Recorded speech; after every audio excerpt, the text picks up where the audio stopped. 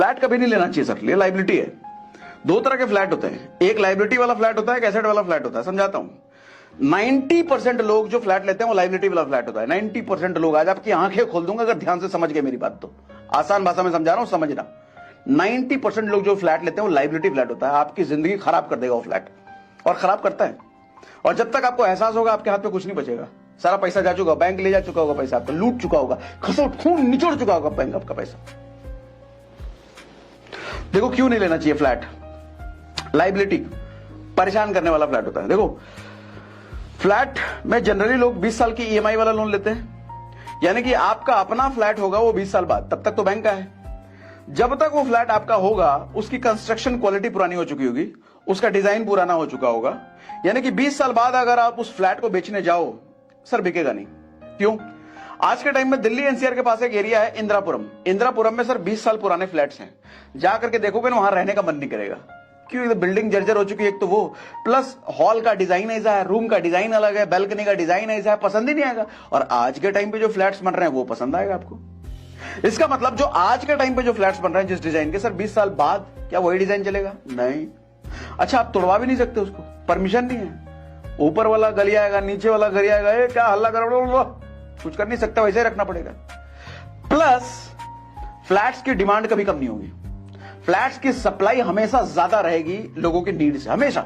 और जिस चीज की सप्लाई हमेशा ज्यादा रहेगी सर उसकी सिर्फ वैल्यू नहीं होती। सर जमीन लिमिटेड है, बिल्डिंगें लिमिटेड नहीं है। सर आज के छोटे शहरों में भी बिल्डिंगें बननी शुरू हो गई हैं। लोग खरीदने वाले हमेशा ही कम रहेंगे, फ्लैट्स ज्यादा बनते रहेंगे, बिल्डर बनाता रहेगा। तो इसलिए आपको बेचने में ना हमेशा दिक्कत आएगी। फ्लैट अगर आप अपने फ्लैट को 10 साल 12 साल बाद बेचने जाओ, हमेशा दिक्कत आएगी, नहीं बेच पाओगे सर, क्या पता लॉस में बेचना पड़े। इसलिए फ्लैट का डील अच्छा नहीं है, फ्लैट लेना ही नहीं चाहिए। अच्छा, कौन सा फ्लैट लेना चाहिए वो भी बताऊंगा आगे। लोग नेक्स्ट जनरेशन के लिए घर लेते हैं और घर को फ्लैट समझ लेते हैं, फ्लैट को घर समझ लेते हैं, वो रहेगा नहीं नेक्स्ट जनरेशन तक। और एक सबसे बड़ा ट्रैप जो फ्लैट लेते हैं लोगों नहीं पता होता है, सर अगर आपने 1 करोड़ का फ्लैट लिया है ना तो 10,000 रुपए 12,000 रुपए मेंटेनेंस उसका लगता है। मेंटेनेंस क्या? स्विमिंग पूल है, जिम है, क्लब है। 99% लोग कभी इस्तेमाल नहीं करते, शुरुआत के 10 दिन इस्तेमाल करते हैं, उसके बाद जिंदगी में कभी इस्तेमाल नहीं करते, लेकिन हर महीने देना पड़ेगा उसका, हर महीने देना पड़ेगा। सर 10,000 रुपए महीना अगर एसआईपी में डाल दिया होता ना सर, 31 करोड़ रुपए बन जाते हैं 40 साल बाद। 31 करोड़ रुपए 40 साल बाद एसआईपी 15% के हिसाब से, यानी कि 31 करोड़ रुपए वो ना यूज करने वाले क्लब में फूका, जो ना यूज करने वाले स्विमिंग पूल में फूस दिया, ना यूज करने वाले जिम में फूका आपने। सर कभी सोचा है ऐसे? इसलिए कब कहता हूं कभी फ्लैट लेना मत। अच्छा अब सुनो, कौन सा फ्लैट लेना चाहिए, ध्यान से सुनो, ये भी बताता हूं कौन सा फ्लैट लेना चाहिए, ये बताता हूं। सर फ्लैट वही लेना चाहिए जो आपको सालाना कम से कम 5% कमा के दे। समझाता हूं, मान लो 1 करोड़ रुपए का आपने फ्लैट लिया, मान लो 1 करोड़ रुपए का फ्लैट है आपका, तो 5% सालाना उस फ्लैट से आपकी कमाई होनी चाहिए। आपको कि 5% सालाना बहुत कम है, इन्फ्लेशन ही 7% है, फिर 5% क्या? सर फ्लैट में 5% इनफ इसलिए है क्योंकि फ्लैट में आप रह रहे होगे या फिर रेंट पे लगा रखा हो, वो यूज हो रहा है। जैसे बहुत सारे एसेट होते हैं, जैसे गोल्ड को आप यूज नहीं कर सकते, वो रखा रहेगा, वो शेयर में लगा रखा है, उसको यूज थोड़ी कर रखा रहेगा वो। लेकिन फ्लैट प्रॉपर्टी ऐसी चीज है जिसको आप यूज करते हो, ठीक है। 5% क्यों मैं कह रहा हूं अच्छा है वो भी अभी बताता हूं, ध्यान सुनो। सर 1 करोड़ के फ्लैट पे 5% का मतलब हुआ 5 लाख रुपए सालाना आपको वहां से इंटरेस्ट आना चाहिए, मतलब कमाई आनी चाहिए।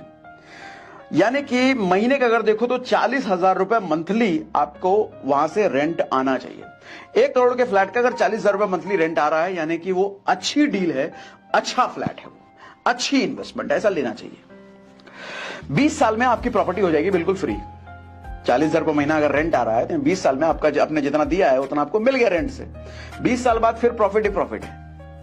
अब उस 40,000 रुपए रेंट वाले प्रॉपर्टी में आप खुद भी अगर रहते हो, कहीं और रहोगे तो आपको 40,000 रुपए पे करने की अगर हैसियत है, पे करना चाहते हो, उससे अच्छा अपने फ्लैट में रहते हो तो 40,000 की बचत है ना। तो बात एक ही हुआ, या तो रेंट ले लो या फिर रेंट कहीं देने से बचा लो, फायदे की डील है वो। ऐसा फ्लैट लेना चाहिए, ऐसा फ्लैट एसेट है जो आपको 20 साल में फ्री कर देगा।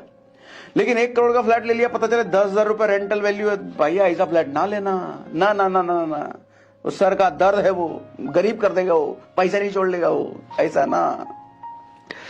ठीक है।